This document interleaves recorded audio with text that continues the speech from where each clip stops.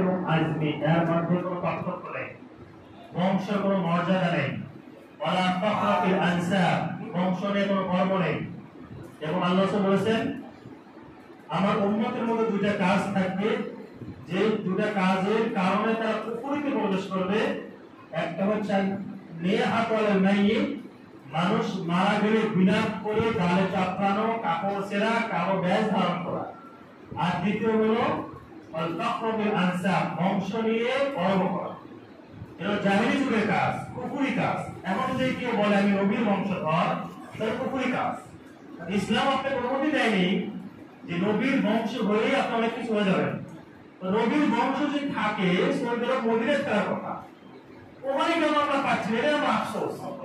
নবীর ব্যবহৃত জিনিস লাঠি আমরা পাই অন্য দেশে, চুল পাই অন্য দেশে। চুলকে পেঁচাইছে 100 কাপড় দিয়ে নিয়ে আসছে বাইতুল মুকাররমে। মদিনায় কেন আমরা পাচ্ছি না? আওলাদে রাসূল এত সব জায়গায় যায়, মক্কা মদিনায় যায় না কেন? হাম মুবারক এগুলো পাওয়া যায় বিভিন্ন জায়গায়। আর আওলাদে রাসূল দুনিয়ার কোথাও পাকিস্তান করতে গেল, আসে আমাদের চট্টগ্রামে বেশি। তার মানে ইসলাম বংশ মর্যাদাকে বেশি বড় মনে করে দেখা ইসলাম নিষেধ করেছে। এবং ইসলাম বলেছে মানুষের মাঝে পার্থক্য হবে তাকওয়ার মাধ্যমে। কিসের মাধ্যমে?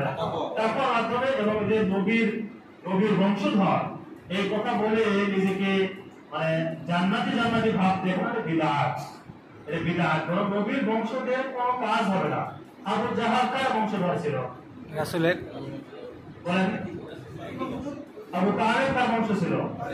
আবু তালেব যে সাহায্য করেছে ইসলামের জন্য, অর্থাৎ আমরাও সেই পরিমাণ যাইতে পারি। কাজ হয়েছে কোনো কাজ হবে না, ইমান ছাড়া কোনো কাজ হবে না। নবীর